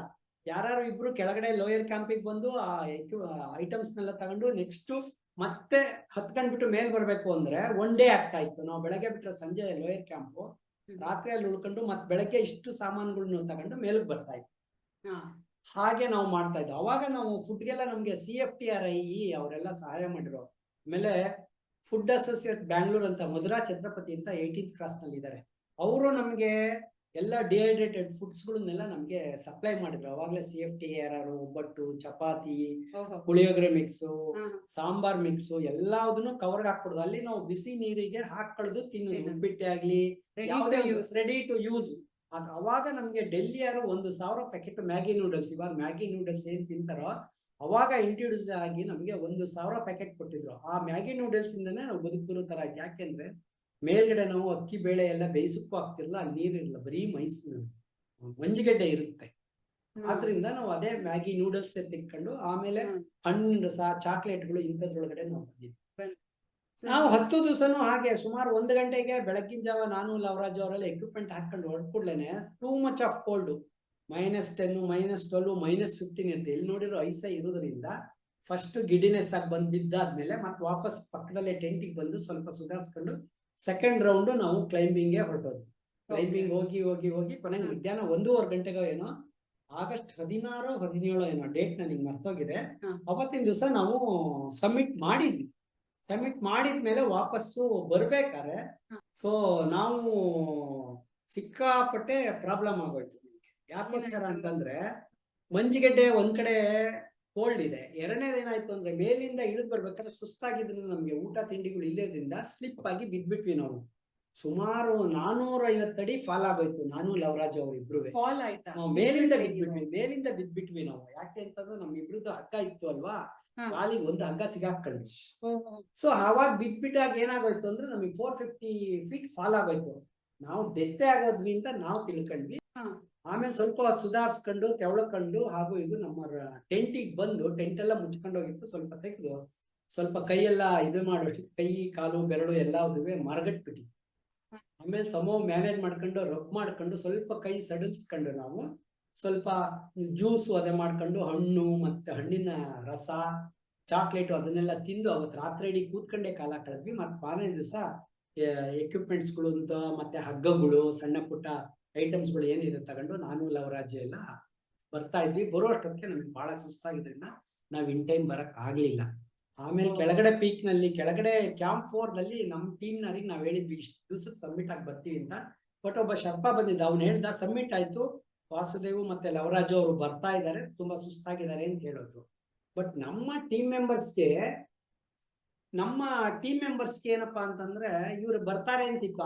ಯಾವಾಗ ನಾವು 3-4 ದಿವಸ ಆದ್ರೂ ಬರ್ಲಿಲ್ಲ, ಅವ್ರಿಗೆ ಡೌಟ್ ಆಗ್ಬಿಟ್ಟು 8 ಜನದೊಳಗೆ 4 ಜನ ಕ್ಯಾಂಪ್ ನ ವೈಂಡ್ ಅಪ್ ಮಾಡ್ಬಿಟ್ಟು ಲೋಯರ್ ಕ್ಯಾಂಪಿಗೆ ಬಂದ್ರು. ಇನ್ನು 4 ಜನ ಕ್ಯಾಂಪ್ ನ ಪ್ಯಾಕಪ್ ಮಾಡ್ತಾ ಇದ್ರು, ಎಕ್ವಿಪ್ಮೆಂಟ್ ಕ್ಲೋಸ್ ಮಾಡ್ತಾ ಇದ್ರು. ಕೆಳಗಡೆ ಬಂದ್ಕೂಡಲೇ ITBP ಪೊಲೀಸ್ನವರು ಹಿಡ್ಕೊಂಡು ಎಲ್ಲಿ ಎಕ್ಸ್ಪಿಡಿಷನ್ಸ್ ಏನು ಅಂತೆಲ್ಲ ಕೇಳಿದ್ರೆ ಹೀಗೆ ಆಯ್ತು ಅಂತ ವಿಷಯ ತಿಳಿಸಿದಾಗ ಅವಾಗೆಲ್ಲ ಕ್ಯಾಮ್ರಾಗಳು ಮತ್ತೆ ವಾಕಿ ಟಾಕಿಗಳು ನಮಗೆ ಕೊಡುದು, ಯಾಕೆಂದ್ರೆ ಇಂಡೋ ಟಿಬೆಟ್ ಬಾರ್ಡರ್ ಪೊಲೀಸ್ ಆಗಿದ್ರಿಂದ ನಮ್ದು ಇನ್ಫಾರ್ಮೇಶನ್ ಇರ್ಲಿಲ್ಲ ಅಂದ್ರೆ ಶೂಟ್ ಮಾಡಿ ಸಾಯಿಸ್ಬಿಡ್ತಾರೆ ನಮ್ಮನ್ನ. ಬೇರೆ ಬೇರೆ ಅವರು ಇವರು ಅಂತ ಹೇಳ್ಬಿಟ್ಟು ಅದಕ್ಕೋಸ್ಕರ ಏನ್ ಮಾಡ್ತಾರೆ, ಫುಲ್ ಬಾರ್ಡರ್ ಇಂದ ಒಂದ್ ಕಡೆ ಇಂಡೋ ಟಿಬೆಟ್ ಒಂದ್ ಕಡೆ, ಇಂಡಿಯಾ ಒಂದ್ ಕಡೆ, ಈ ತರ ಇದ್ದಿದ್ರಿಂದ ನಾವು ಟಾಪ್ ಮೋಸ್ಟ್ ಇಂದ ನೋಡಿದ್ರೆ ಎಲ್ಲ. ಸೊ ಹಂಗಾಗ್ಬಿಟ್ಟು ನಾವು ಕ್ಯಾಂಪಿಗೆ ನಾಲ್ಕನೇ ಕ್ಯಾಂಪಿಗೆ ಬರೋಣ ಅಂತಂದ್ರೆ ನಮಗೆ ಬರಕ್ ಆಗ್ತಿಲ್ಲ, ಯಾಕೆಂದ್ರೆ ಸುಸ್ತಾಗಿದೆ, ಊಟ ಇಲ್ಲ, ಏನು ಇಲ್ಲ ನನಗೆ ಲವರಾಜ್. ಆಮೇಲೆ ಅಲ್ಲಿ ಮಂಜುಗಡ್ಡೆನಲ್ಲಿ ಲವರಾಜು ಊದ್ಕೊಂಡ್ರು ಅಂದ್ರೆ ಅವರು 6 ಅಡಿ ಇದಾರೆ, ನಾನು 5 ಅಡಿ ಇದ್ದೀನಿ. ಅವ್ರನ್ನ ಎತ್ತಕ್ಕಾಗ್ದಲ್ಲೇ ಸುತ್ತಲೂ ಮಂಜುಗಡ್ಡೆನೆಲ್ಲ ಅಗದು ತೆಗೆದ್ಮೇಲೆ ಅವ್ರು ಎದ್ದು ಬರಾರು, ನಾನು ಊದ್ಕೊಂಡೆ ಅಂದ್ರೆ ನನ್ನ ಹೆಗಲ್ ಹಿಡ್ಕೊಂಡು ಎತ್ ಬಿಡಾರು ಅವ್ರು. ಯಾಕೆ ಅಂತಂದ್ರೆ ಅವರು ತುಂಬಾ ಸ್ಟ್ರಾಂಗ್ ಆಗಿದ್ರು, ತುಂಬಾ ಎತ್ತರನ ಇದ್ರು, ತುಂಬಾ ಟಫ್ ಪರ್ಸನ್ ಲವರಾಜ್. ಸರಿ, ಹಾಗೂ ಈಗ ಬಂದ್ಮೇಲೆ ಇವ್ರು ಬೈನಾಕ್ಯುಲರ್ ಅಲ್ಲಿ ನೋಡಿದ್ರು, ಒಂದು ಪಂಪ್ಸ್ ಇರುತ್ತಲ್ವಾ ಮೇಲೆ ಕೆಳಗೆ, ಅದೇ ತರೊಳಗಡೆ ಒಂದೇ ಒಂದು ಚುಕ್ಕಿ ಮೂವ್ ಆಗೋದ್ರೊಳಗಡೆ ಅವರಿಗೆ ಗೊತ್ತಾಯ್ತು ನಮ್ಮ ಟೀಮ್ ಮೆಂಬರ್ಸ್ 4 ಜನಗೆ. ಅವಾಗ ಅವ್ರು ಅನ್ಕೊಂಡ್ರು, ಓ ಇಬ್ರೊಳಗಡೆ ಒಬ್ರು ಸತ್ತೋಗಿದ್ದಾರೆ, ಇನ್ನೊಬ್ರು ಇದ್ದಾರೆ ಅಂತೇಳಿ ಅವ್ರಿಗೊಂದು ಆಶಾಭಾವನೆ ಮುಗಿತ್ತು. ಅಲ್ಲಿಂದಾನೆ ಕಾಯ್ಕೊಂಡು 3-4 ದಿವಸ ಪಾಪ ಡೈಲಿ ಅವರು ಬರ್ತಾ ಇದ್ರು ಹೋಗ್ತಾ ಇದ್ರು. ಯಾಕೆಂದ್ರೆ ನಾವು ಅಲ್ಲಿಂದ ಒಂದು ಹಗ್ಗದೊಂದು ಬ್ರಿಡ್ಜ್ ಮಾಡ್ಕೊಂಡಿದ್ವಿ, ಕ್ರವಾಸಸ್ ಅಂತ ಬರುತ್ತೆ, ಬಾವಿ ಕಂದಕ. ಅದು ಅದೇನಾದ್ರು ಓಪನ್ ಆಗಿತ್ತು ಅಂದ್ರೆ ನಾವು ಅಲ್ಲೇ ಇರ್ಬೇಕು, ಇವ್ರು ಈ ಕಡೆನೇ ಇರ್ಬೇಕು, ಯಾಕೆಂದ್ರೆ ಅದು ಎಲ್ಲೆಲ್ಲಿ ಗಾಳಿ ಹೋಗುತ್ತೋ ಅದು ಹಂಗೆ ಹೋಗ್ತಾ ಇರುತ್ತೆ. ಕ್ರವಾಸಸ್ ಅಂದ್ರೆ ಮೇಲ್ಗಡೆ ಏನಾಗುತ್ತೆ ಅಂದ್ರೆ ಮಂಜುಗಡ್ಡೆ ಮುಚ್ಕೊಂಡಿರುತ್ತೆ, ಕೆಳಗಡೆ ಬಾವಿ ಕಂದಕ ಇರುತ್ತೆ. ನಾವು ಗೊತ್ತಿಲ್ಲದೆಲ್ಲ ಕಾಲಿಟ್ಬಿಟ್ವಿ ಅಂತಂದ್ರೆ ಕ್ರವಾಸಸ್ ಒಳಗಡೆ ಹೋಗ್ಬಿಟ್ವಿ ಅಂದ್ರೆ ಮತ್ತೆ ಬದುಕ್ ಬರುವುದಿಲ್ಲ, ಯಾಕೆಂದ್ರೆ ಅದು ಹೆಂಗ್ ಹೋಗುತ್ತೋ ನಾವು ಹಂಗ ಹೋಗ್ತಾ ಇರ್ತೀವಿ. ಏನಾದ್ರು ಹಗ್ಗ ಕಟ್ಕೊಂಡು ಅಲ್ಲೇನಾದ್ರು ಫಿಕ್ಸ್ ಮಾಡ್ಕೊಂಡಿದ್ರೆ ಏನಾದ್ರು ಅಲ್ಲೇ ನೇತಾಡ್ತಿರ್ತೀವಿ. ಹಂಗಾಗಿ ನಾವು ನಮ್ಮನ್ನ ನೋಡಿದ್ರು ನಮ್ಮ ಟೀಮ್ ಮೆಂಬರ್ಸ್ ಕರ್ಕೊಂಡ್ ಬರಕಾಲ, ಯಾಕೆಂದ್ರೆ ಹಗ್ಗ ಇತ್ತು, ಹಗ್ಗ ಏನಾದ್ರು ಕಟ್ಟಾಗಿ ಹೋಗ್ಬಿಟ್ಟು ಬ್ರಿಡ್ಜ್ ಏನಾದ್ರು ಕ್ಲೋಸ್ ಆಗ್ಬಿಡ್ತು ಅಂದ್ರೆ ನಾವು ಬರಕಾಲ ಅಂತ. ಆಮೇಲೆ 4ನೇ ದಿವಸನೋ 5ನೇ ದಿವಸನೋ ನಾನು ಲವರಾಜು ಇಬ್ರು ತೆವಳ್ಕೊಂಡು ಟ್ರಾವೆಲಿಂಗ್ ಮಾಡ್ಕೊಂಡು ಕೈ ಕಾಲೊಳಗಡೆ ನಿಂತ್ಕೊಂಡು ಓಡಾಡೋ ಶಕ್ತಿ ಇರ್ಲಿಲ್ಲ. ಕೈನಲ್ಲಿ ಕಾಲಲ್ಲಿ ಒಂದು 10 ಅಡಿ ಬೇಕು ಅಂದ್ರೆ ಒಂದು ನಮ್ಗೆ ಅರ್ಧ ಗಂಟೆ ಬೇಕಾಗಿತ್ತು. ಆಗ ನಮ್ಮ ಟೀಮ್ ಮೆಂಬರ್ಸ್ ಬಂದ್ವಿ ಕ್ಯಾಂಪ್ 4ಗೆ ಬರುವಷ್ಟೊತ್ತಿಗೆ ನಮ್ ಕೈ ಕಾಲೆಲ್ಲ ಬಿದ್ದೋಗಿತ್ತು. ಎದ್ ನಿಲ್ಸಾರು ಅವರು, ಕೈ ಬೆರಳುಗಳು ಎಲ್ಲ ಶೆಟ್ಕೊಂಡಿತ್ತು, ಯಾಕಂದ್ರೆ ಎಲ್ಲ -10 -15 ಡಿಗ್ರಿ ಇದ್ದಿದ್ರಿಂದ. ಆಮೇಲೆ ನಮ್ಮ ಟೀಮ್ ಮೆಂಬರ್ಸ್ ಎಲ್ಲ ಬಂದು ನೋಡಿದ್ರೆ ಲವರಾಜು ಅವ್ರಿಗೆ ಬಹಳ ಸಿವಿಯರ್ ಬೈಟ್ ಆಗೋಗಿತ್ತು ಅವ್ರಿಗೆ. ಕೈಗೆ ಕಾಲ್ಗೆ ಎರಡಕ್ಕೂ ಆಯ್ತು. ಕೊನೆಗೆ ನನಗೆ ಒಂದು ಬೆರಳು ಕಟ್ ಮಾಡಾಯ್ತು. ಡಾಕ್ಟರ್ ಒಬ್ರು ನನಗೆ ಆಂಪಿಟೇಷನ್ ಮಾಡಿರೋ ಒಂದು ಬೆರಳನ್ನ. ಏನಾಗಿತ್ತು ನಿಮ್ಗೆ ಅದು? ನಮ್ಗೆ ಏನು ಫ್ರಾಸ್ಟ್ಬೈಟ್ ಅಂದ್ರೆ ನಮ್ದು ಗ್ಲೋಸ್ ಎಲ್ಲ ಇಂಡಿಯನ್ ಗ್ಲೋಸ್ ಗಳು ಎಲ್ಲ ಎಕ್ವಿಪ್ಮೆಂಟ್ಸ್ ಗಳಲ್ಲಿ ಇದ್ದಿದ್ರಿಂದ ಆ ಗ್ಲೋಸ್ ತೂತ ಆಗಿದೆ. ನಮ್ದು ಐಸ್ಯಾಕ್ಸ್ ಅಂತ ಬರುತ್ತೆ, ಮಂಜು ಕೊಡಳಿ ಅಂತ ಬರುತ್ತೆ, ಅದನ್ನ ಇಟ್ಕೊಂಡಿದ್ವಿ. ಅದ್ರದ್ದು ಐರನ್ ಬೈಟ್ ಆಗಿದೆ. ಅದೇನಾಗಿದೆ ಅಂದ್ರೆ ಡೈರೆಕ್ಟ್ ಐಸ್ಗೆ ಐರನ್ 2 ಕೈ ಟಚ್ ಆಗಿ ಪ್ರತಿ ಸಲನ ನಾವು ಉಕ್ಕಿ ತೆಗಿಬೇಕಾದ್ರೆ ಐಸ್ಗೆ ನಮ್ದು ಡೈರೆಕ್ಟ್ ಕಾಂಟ್ಯಾಕ್ಟ್ ಇರ್ತಾ ಇತ್ತು. ಅದು ನಮ್ಗೆ ನಮ್ಮನೆಸ್ ಬಂದಿಂದ ಗೊತ್ತಾಗ್ಲಿಲ್ಲ. ಆಮೇಲೆ ನೋಡ್ರೆ ನಮ್ದು ಬ್ಲಡ್ ಟಿಶ್ಯೂಸ್ ಎಲ್ಲ ಡೆಡ್ ಆಗೋಗ್ತಿತ್ತು. ಆಮೇಲೆ ಸರಿ ಅನ್ಕೊಂಡು ಹೇಳ್ಬಿಟ್ಟು ಲವರಾಜುನ ನನ್ನನ್ನ ಒಂದು ಸ್ಲೀಪಿಂಗ್ ಬ್ಯಾಗ್ ನೊಳಗಡೆ ಹಾಕಿ ಎಳ್ಕೊಂಡ್ ಬರ್ತಾ ಇದ್ರು. ಯಾಕೆ ಅಂದ್ರೆ ನಮ್ಮನ್ನ ಎತ್ತಕ್ಕೂ ಆಗ್ತಾ ಇರ್ಲಿಲ್ಲ, ಅಲ್ಲಿ ಮೌಂಟನ್ಸ್ ಇಂದ ಅಪ್ ಅಂಡ್ ಡೌನ್ ಇರೋದ್ರಿಂದ ನಮ್ಮನ್ನ ಹೇಗಾರು ಬದುಕಿಸ್ಬೇಕು ಅಂತ ಹೇಳ್ಬಿಟ್ಟು ಅವರು ಎತ್ಕೊಂಡ್ ಬರೋಕ್ಕಾಗ್ದಲೆ ಹಗ್ಗ ಕಟ್ಟಿ ಗೋಣಿ ಚೀಲದೊಳಗಡೆ ಕಟ್ಕೊಂಡ್ ಬರುತ್ತಾರ ನಮ್ಮನ್ನ. ನನಗೆ ಸ್ವಲ್ಪ ಪರವಾಗಿಲ್ದ್ರಿಂದ ನಾನು ಇವ್ರ ಜೊತೆ ಹೆಸರುಗತ್ತೆಗೆ ನನ್ನನ್ನು ಕಟ್ಬಿಟ್ಟು ಹೆಸರುಗತ್ತೆ ಮೇಲೆ ಹಾಕೊಂಡು ಒಂದು ಚೀಲದಲ್ಲಿ ಲೋಯರ್ ಕ್ಯಾಂಪಿಗೆ ಕರ್ಕೊಂಡ್ ಬಂದೆ. ಯಾಕೆ ನನಗೆ ನಡ್ಕೊಂಡ್ ಬರೋಕ್ ಆಗ್ತಿರ್ಲಿಲ್ಲ, ಕೈ ಕಾಲು 2 ಇಲ್ಲದ್ರಿಂದ ಸೆಟ್ಕೊಂಡ್ ಹೋಗ್ಬಿಟ್ಟಿತ್ತು. ಆಮೇಲೆ ಅಲ್ಲಿಂದ ಡೆಲ್ಲಿಯಿಂದ ಬೆಂಗಳೂರಿಗೆ ಬಂದ್ಮೇಲೆ ಅಷ್ಟಕ್ಕೆ ಆಮೇಲೆ ನಮ್ಗೆ ಇಮ್ಮಿಡಿಯೇಟ್ ಆಗಿ ಗೌರ್ಮೆಂಟ್ ಇಂದನೇನೆ ಇಂಡಿಯನ್ ಏವಿಯೇಷನ್ ಮೆಡಿಸಿನ್ ಸೆಂಟರ್ ಅಂತ ಹೇಳ್ಬಿಟ್ಟು ಏರ್ಪೋರ್ಟ್ ಅಲ್ಲಿ ಇದೆ, HAL ಅಲ್ಲಿ ಇದೆ. ಒಂದೇ ಒಂದ್ ಕಡೆ ಇಂಡಿಯಾದಲ್ಲಿ ಆಕ್ಸಿಜನ್, ಪ್ಯೂರ್ ಆಕ್ಸಿಜನ್ ಇತ್ತು.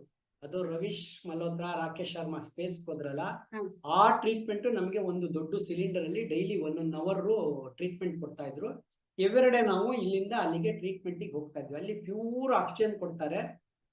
ಆಕ್ಸಿಜನ್ ಆಮೇಲೆ ನಮ್ಗೆಲ್ಲ ಇಲ್ಲಿ ಕರ್ನಾಟಕದಲ್ಲಿ ಬಂದ್ಮೇಲೆ ನಮ್ಗೆ ಒಳ್ಳೆ ಬೀಳ್ಕೊಡುಗೆ ಇದೆಲ್ಲ ಇತ್ತು. ರಾಮಕೃಷ್ಣ ಹೆಗ್ಡೆ ಅವರು ತುಂಬಾ ಚೆನ್ನಾಗಿ ನಮ್ಗೆ ನೋಡ್ಕೊಂಡ್ರು. ಈ ತರ ನಮ್ಮನ್ನ ಹಾಡಿ ಹೋಗ್ಲಿ ಎಲ್ಲ ಯೋಜನಾ ಸೇವೆ ಇಲಾಖೆನಲ್ಲಿ ಮಾಡಿದ್ರು. ಆಮೇಲೆ ನನಗೆ ಡಾಕ್ಟರ್ ರಾಜ್ಕುಮಾರ್ ಅಭಿಮಾನಿಗಳ ಸಂಘ ಬೇಲೂರಲ್ಲಿ ನನಗೆ ಅವಾರ್ಡ್ ಕೊಟ್ರು ಒಂದು. ಸೊ ಈ ತರ ಬೇರೆ ಬೇರೆ, ಮೈಸೂರಲ್ಲಿ ಒಂದ್ಸತಿ ಅವಾರ್ಡ್, ನಾನು ಹುಟ್ಟದೂರು ತರೀಕೆರೆ ಅಂತಿತ್ತು, ಅಲ್ಲಿ ಅಂಚೆ ವಾರ್ತೆ ಅಂತಿದೆ, ಅವ್ರು ಕರೆದು ಊರ್ ಪ್ರೊಸೆಷನ್ ಮಾಡಿ ನನಗೆ ಪರ್ವತಾರೋಹಿ ವಾಸುದೇವ್ ಅಂತ ಹೇಳಿ ಅವಾರ್ಡ್ಗಳು ಕೊಟ್ರು. ಹೀಗೆ ಕಾಲೇಜ್ಗಳು, ಮತ್ತೆ ನಾನು ಬೆಂಗಳೂರು ಪ್ರೆಸ್ ನಲ್ಲಿ ಫಂಕ್ಷನ್ಸ್ಗಳು ಇನ್ನು ಏನೇನೋ ಆಗ್ತಾ ಇತ್ತು. ಆಮೇಲೆ ನ್ಯಾಷನಲ್ ಕಾಲೇಜ್ ನಲ್ಲಿ ಫೋಟೋ ಎಕ್ಸಿಬಿಷನ್ಸ್ ಗಳಿಗೆಲ್ಲ ಚೀಫ್ ಗೆಸ್ಟ್ ಕೂಡ ಹಾಗೆ ಹೋಗ್ತಾ ಇತ್ತು. ಹಾಗೆ ನನಗೆ 86 ಅಲ್ಲಿ ರಾಜ್ಯೋತ್ಸವ ಅವಾರ್ಡ್ ಅನೌನ್ಸ್ ಆಯ್ತು ನನಗೆ ಮತ್ತೆ ಕರ್ನಾಟಕ ರಾಜ್ಯ ಕರ್ನಾಟಕ ರಾಜ್ಯೋತ್ಸವ ಅವಾರ್ಡ್ ಅನೌನ್ಸ್ ಆಯ್ತು. ನನ್ಗೆ ಇನ್ಫಾರ್ಮೇಶನ್ ಕೊಟ್ಟಿದ್ರು. ಬೆಳಗ್ಗೆ ಬಂತು ವಾರ್ತಾ ಇಲಾಖೆಯಿಂದ ನಿಮ್ದು ಹೆಸರಾಗಿದೆ ಟೋಟಲ್ 52 ಜನ ಅಂತ. ಆಮೇಲೆ ಫೈನಲ್ ಸಂಜೆ 5 ಗಂಟೆಗೆ ಬರಗಾಲ ಪೀಡಿತ ಪ್ರದೇಶ ಆಗಿದ್ರಿಂದ ಕರ್ನಾಟಕದಲ್ಲಿ ಡ್ರಾಟ್ ಇರೋದ್ರಿಂದ ಈ ಸತಿ ಬರೀ 12 ಜನ ಮಾತ್ರ ಕೊಡ್ತೀವಿ ಅಂತ ಹೇಳ್ಬಿಟ್ಟು ನನ್ನ ಸ್ನೇಹಿತ ಲವರಾಜ್ ಅವ್ರಿಗೆ ರಾಜ್ಯೋತ್ಸವ ಅವಾರ್ಡ್ ಕೊಟ್ರು. ಆಮೇಲೆ ಅಲ್ಲಿಂದ ಬೇರೆ ಬೇರೆ ಎಕ್ಸ್ಪಿಡಿಷನ್ಸ್ಗಳು ಆಮೇಲೂ ಹೋದೆ. ಸುಮಾರು ಎಕ್ಸ್ಪಿಡಿಷನ್ ಚಂದ್ರಭಾಗ CB ಅಂತ ಬರುತ್ತೆ, CB10, CB12, CB13 ಈ ತರ ಅಂತ ಎಲ್ಲ ಎಕ್ಸ್ಪಿಡಿಷನ್ಸ್ಗಳು ಹೋದ್ವಿ. ರಾಮನಗರದಲ್ಲಿ ಕ್ಯಾಂಪ್ಗಳು, ಚಿಲ್ಡ್ರನ್ಸ್ ಕ್ಯಾಂಪ್ಗಳಿಗೆಲ್ಲ ಮಾಡ್ತೀವಿ. ಅದಕ್ಕೆಲ್ಲ ಹೋಗಿ ಬಂದು ಮಾಡ್ತಿರ್ತೀನಿ. ಇವಾಗ ಒಂದು ಏಜ್ ಇದಾಗಿರೋದ್ರಿಂದ ನಾನು ಮತ್ತೆ ಫ್ಯಾಮಿಲಿ ಎಲ್ಲ ಇರೋದ್ರಿಂದ ನಾನು ಹಾಗೆ ತಿಂಗಳಾನ್ಗಟ್ಲೆ ಹೋಗ್ಲಿಕ್ಕಲ್ಲ. ಇವಾಗ ನಿಮ್ಗೆ ಅವಾರ್ಡ್ ಒಂದ್ ಪಾರ್ಟ್ ಬಂದು ಅವಾರ್ಡ್ ಒಂದ್ ಮಿಸ್ ಆಯ್ತು, ಬಟ್ ನಿಮ್ ಜೀವ ಉಳಿಸ್ಕೊಂಡು ಖುಷಿ ಇದೆ. ಆ ಟೈಮ್ ಅಲ್ಲಿ ನಿಮ್ಗೆ ಅಲ್ಲಿ ಬೆಟ್ಟದ ಮೇಲಿದ್ದಾಗ ಯಾವ್ದೇ ಒಂದ್ ಸಹಾಯದಲ್ಲೇ ನೀವು ಲವರಾಜು ಇಬ್ರೇನೆ ಹೆಲ್ಡಪ್ ಆದಾಗ ನಿಮ್ ಮನ್ಸಿಗೆ ಏನಂತ ಅನ್ನಿಸ್ತು? ಹೆಂಗಿತ್ತು ನಿಮ್ದು ಫೀಲಿಂಗ್ ಅವಾಗ? ಫೀಲಿಂಗ್ ಹೇಗಿತ್ತು ಅಂತಂದ್ರೆ, ನಾನು ಯಾರು ಮಾಡದೇ ಇದ್ದ ಸಾಧನೆ ಮಾಡಿದ್ವಿ. ಬೆಟ್ಟ ಪರ್ವತ ಅದ್ರ ಮೇಲೆ ನಿಂತು ನೆತ್ತಿ ಮೇಲೆ ನಿಂತು ನೋಡಿದ್ರೆ ಆಗೋ ಸಂತೋಷ ಬೇರೆ ಇರತ್ತೆ. ಯಾಕೆ ಅಂದ್ರೆ ಅಲ್ಲಿ ಯಾರು ಇರೋದಿಲ್ಲ, ನಾನು ಮತ್ತೆ ಲವರಾಜು ಇಬ್ರೇನೆ. ಏನ್ ಕೂಗಿದ್ರು ಅಷ್ಟೇ, ಬಿಟ್ರು ಅಷ್ಟೇ, ಯಾರು ಸಹಾಯಕ್ಕೆ ಏನಕ್ ಬರಲ್ಲ. ಬಟ್ ಏನು ಅಂದ್ರೆ ಅಷ್ಟು ಹೈಟ್ ಅಲ್ಲಿ ನಾವ್ ಇರೋದಕ್ಕಿಂತ ನಾವೇ ಧನ್ಯರು. 10ಕ್ಕಿಂತ ಮುಂಚೆ ಇನ್ನು ನಮಗೆ ಬೇಡಪ್ಪ ಮೌಂಟೇನಿಯರಿಂಗು, ಸಾಕಪ್ಪ ಸಾಕು ಅನಿಸ್ಬಿಡುತ್ತೆ. ಬಟ್ ಹತ್ತಿ ಇಳಿದ ಮೇಲೆ ಖುಷಿ ಇರುತ್ತಲ್ಲ, ನಮ್ಮ ಸ್ನೇಹಿತರ ಜೊತೆ ಅನ್ಕೊಂಡ್ಮೇಲೆ ಮತ್ತೆ ಮುಂದಿನ ವರ್ಷ ನಾವು ಹೋಗೋಣ ಅಂತ ಪ್ರೇರೇಪಿಸುತ್ತೆ. ಆ ತರ ಇರುತ್ತೆ. ಯಾಕೆ ಅಂತಂದ್ರೆ ಮನಸ್ಸು ಬಹಳ ಪ್ರಕೃತಿಗೆ ಹತ್ತಿರವಾಗ್ಬಿಟ್ಟಿರುತ್ತೆ. ಅಲ್ಲಿ ನಾವು ಯಾವುದೇ ಒಂದು ಸಂಸಾರದ ಜಂಜಾಟ ಆಗ್ಲಿ, ಕಷ್ಟ ಸುಖ ಯಾವ ತರದ್ದು ನಮ್ಗೆ ಅಲ್ಲೇನು ಬರುದೇ ಇಲ್ಲ. ಮನಸ್ಸಲ್ಲಿ ಏನು ಇರೋದೇ ಇಲ್ಲ. ಯಾಕೆಂದ್ರೆ ನಾವು ಬೆಟ್ಟ ನಾವು ಅಷ್ಟೇನೆ. ನಮ್ಗದು ಅದಕ್ ನಾವು ಹೇಗೆ ನಾವು ಅದ್ರ ಮೇಲೆ ನಾವು ಇರ್ತೀವಿ, ಅದು ನಮ್ಗೆ ಅಷ್ಟು ನಮ್ಮ ಜೀವನ ಕಾಪಾಡ್ಕೊಂಡು ಬರುತ್ತೆ. ಯಾಕೆಂದ್ರೆ ಐಸ್ನಲ್ಲಿ ಓಡಾಡೋದು ಅಂದ್ರೆ ಬಹಳ ಕಷ್ಟ, ತುಂಬಾ ಶಕ್ತಿ ಬೇಕು. ನಿಮ್ಗೆ ಅಲ್ಲಿ ಬೆಟ್ಟದಲ್ಲಿ ಇದ್ರಲ್ಲಿ ಸಿಗಾಕೊಂಡಾಗ ದೇವ್ರದ್ದು ನೆನಪಾಯ್ತಾ? ಹೌದು. ನಾವು ದೇವ್ರೆ ಏನಪ್ಪ ಹೀಗಾಗೋಯ್ತಲ್ಲ, ಆಂಜನೇಯ ಸ್ವಾಮಿ ಕಾಪಾಡಪ್ಪ ನಮ್ಗೆ. ಯಾಕೆ ಅಂತಂದ್ರೆ ಸಂಜೀವಿನಿ ಪರ್ವತ ಹತ್ತದಾನೆ ಆಂಜನೇಯ ಸ್ವಾಮಿ ಆಗಿದ್ರಿಂದ ನಮ್ಗ ಸಂಜೀವಿನಿ ಪರ್ವತ ಆಗಿತ್ತು. ಗೌಡನ್ ಕಟ್ಟೆ ಆಂಜನೇಯ ಸ್ವಾಮಿ ಜ್ಞಾಪಿಸ್ಕೊಂಡು ಅಪ್ಪ ನೀನ್ ಕಾಪಾಡಪ್ಪ ಅನ್ಕೊಂಡು ಹೇಳಿ ಅಲ್ಲಿ ಲೋಯರ್ ಕ್ಯಾಂಪ್ ನಲ್ಲಿ ನಾನು ಫೋಟೋ ಎಲ್ಲ ತಗೊಂಡು ಹೋಗಿದ್ದೆ. ಅದೆಲ್ಲ ಇಟ್ಬಿಟ್ಟು ಫೋಟೋ ಇಟ್ಟು ಊದ್ಗಡ್ಡಿ ಹಚ್ಚಿ ನಾವು ಕ್ಯಾಂಪ್ 4 ನಲ್ಲೆಲ್ಲ ಪೂಜೆ ಎಲ್ಲ ಮಾಡಿ ಮುಂದಕ್ಕೆ ಹೋಗಿದ್ವಿ. ಹಂಗಾಗಿ ಹಳ್ಳಿ ಹನುಮಪ್ಪನೇ ನಮ್ಮನ್ನ ಕಾಪಾಡಿ ವಾಪಸ್ ಅವನ ಸನ್ನಿಧಿಗೆ ಕರ್ಕೊಂಡು ಜೊತೆಗೆ ಇರ್ತಾನೆ. ಬೆಟ್ಟ ಬೇಸ್ ನೀವು ಇದೊಂದನ್ನ ಕ್ಯಾಂಪ್ ಬೇಸ್ 1, 2, 3 ಅಂತ ಹೇಳಿ ಅದ್ ಹೆಂಗೆ? ಅದು ಎತ್ತರ ಮೇಡಮ್ ಅದು ಏನು 25,000 ಅಡಿ ಹತ್ಬೇಕಿರುತ್ತೆ ಅಂತ ಇಟ್ಕೊಳ್ಳಿ. ನಾವು ಬೇಸ್ ಕ್ಯಾಂಪ್ ಅಂತ ಹೋದ್ರೆ ಒಂದು 17-18 ಸಾವಿರ ತನಕ. ಅದಕ್ಕಿಂತ ಮುಂಚೆ ಲಾಸ್ಟ್ ವೆಹಿಕಲ್ದು ಇದಿರುತ್ತೆ. ಏನು ಅಂದ್ರೆ ನಾವು ಜೀಪಲ್ಲೋ ಬಸ್ಸಲ್ಲೋ ಏನೋ ಹೋಗ್ತೀವಿ, ಕಾಲ್ನಡಿಗೆನೆಲ್ಲ ಹೋಗ್ಲಿಕ್ಕಲ್ಲ, ತುಂಬಾ ಲೇಟ್ ಆಗುತ್ತೆ ಅನ್ನೋದಕ್ಕೋಸ್ಕರ ಲಾಸ್ಟ್ ಸ್ಟಾಪ್ ಇರುತ್ತಲ್ವಾ, ಅಲ್ಲಿ ನಮ್ಗೆ ವ್ಯಾನ್ ಅಲ್ಲೋ ಬಸ್ಸಲ್ಲೋ ಏನೋ ಬಿಟ್ಬಿಡ್ತಾರೆ ಎಕ್ವಿಪ್ಮೆಂಟ್ಸ್. ನಾವು ಬರೀ ಒಂದು 10 ಜನ ಮಾತ್ರ ಇರ್ತೀವಿ. ಅಲ್ಲಿಂದ ಶರ್ಪಾಸ್ಗಳು ಬರ್ತಾರೆ, ಮೀಲ್ಸ್ ಗಳೆಲ್ಲ ಬರುತ್ತೆ, ಅಂದ್ರೆ ಹೇಸಕತೆಗಳು ಬರ್ತಾರೆ.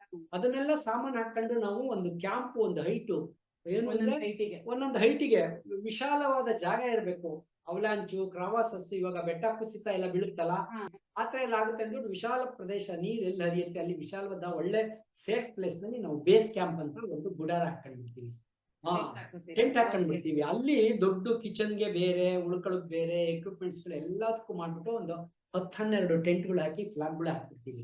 ಸೊ ಯಾರೇ ಬಂದ್ರು ಇಲ್ಲೊಂದು ಎಕ್ಸ್ಪಿಡಿಷನ್ ಇದೆ, ಯಾರೋ ಒಂದು ಎಕ್ಸ್ಪಿಡಿಷನ್ ಇದಾರೆ ಅಂತ ಬೇರೆ ಇನ್ಯಾರು ಬರುವುದಿಲ್ಲ. ಸೊ ಅಲ್ಲಿಂದ ನಾವು ಒಂದು 18,000ಕ್ಕೋ 17,000ಕ್ಕೋ ನಾವು ಬೇಸ್ ಕ್ಯಾಂಪ್ ಮಾಡಿದ್ವಿ ಅಂದ್ರೆ ನಾವು ಒಂದೇ ಸತಿ 25,000 ಹತ್ತಕ್ಕೆ ಆಗೋದಿಲ್ಲ. ಇವಾಗ ಇಲ್ಲಿಂದ ನಾವು ಡೈರೆಕ್ಟ್ ಆಗಿ ನಾವು ಚೆನ್ನೈಗೆ ಹೋಗ್ತೀವಿ ಅಂದ್ರೆ ಒಂದೇ ಸತಿ ಹೋಗಕ್ಕಾಗಲ್ಲ. ಸ್ವಲ್ಪ ದೂರ ನಡ್ಕೊಂಡು ಹೋಗ್ಬೇಕು ಕಾಲ್ನಡಿಗೆನಲ್ಲಿ ಅಲ್ವಾ.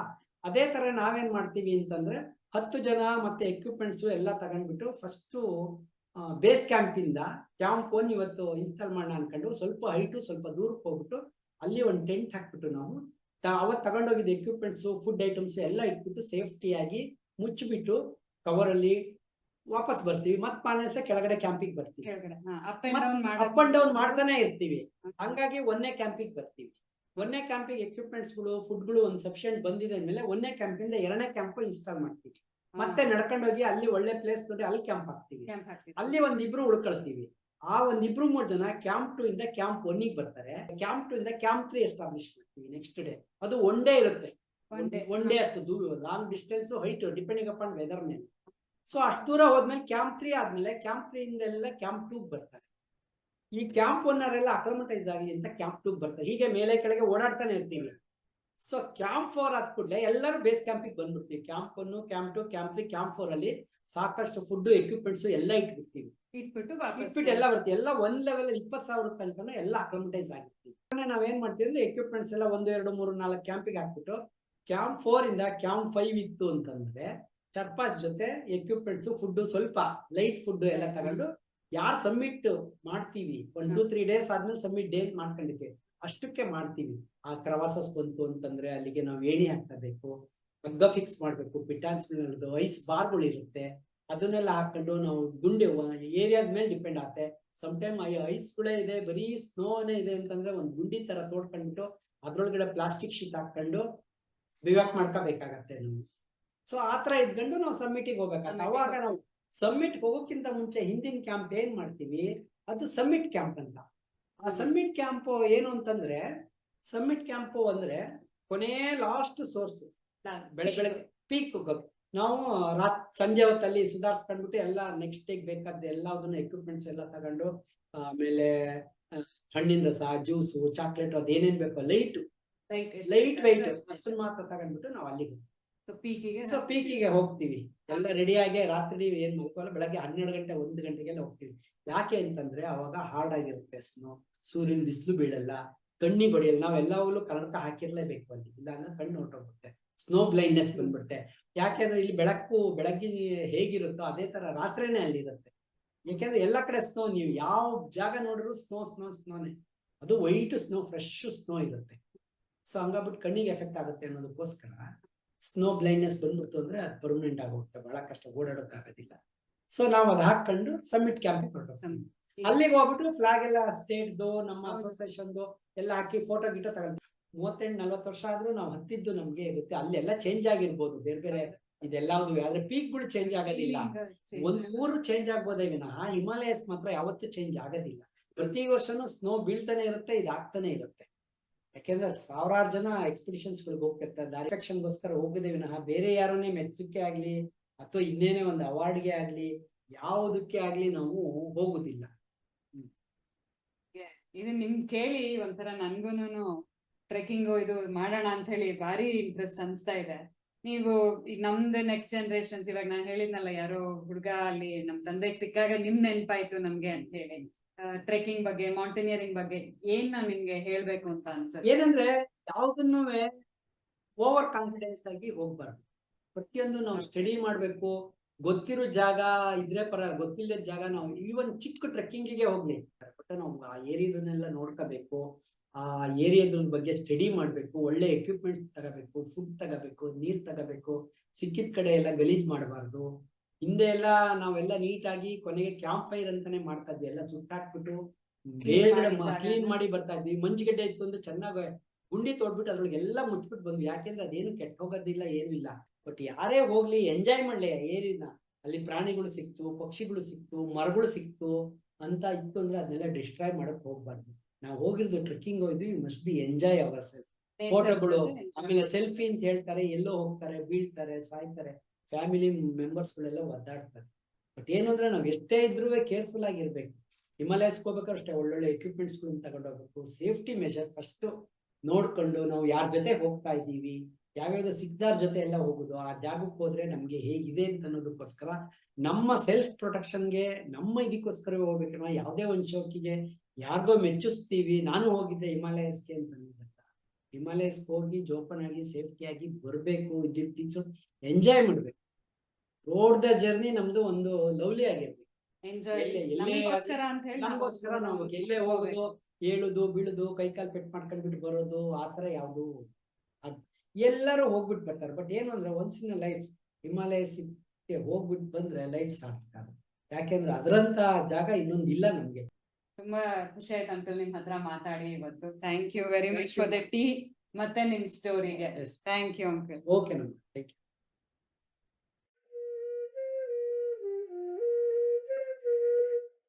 You can be our guest at Anubhava cafe podcast. Show ನೋಟ್ಸ್ನಲ್ಲಿ ನಮ್ಮ ಡೀಟೇಲ್ಸ್ ಇದೆ, ನಮ್ಮನ್ನ ಸಂಪರ್ಕಿಸಿ. ನಿಮ್ಗೆ ನಮ್ಮ ಕಾನ್ಸೆಪ್ಟ್ ಇಷ್ಟವಾದಲ್ಲಿ ಲೈಕ್ ಮಾಡಿ, ಶೇರ್ ಮಾಡಿ, ನಮ್ಮ ಪಾಡ್ಕಾಸ್ಟ್ ಚಾನೆಲ್ಗೆ ಸಬ್ಸ್ಕ್ರೈಬ್ ಆಗಿ.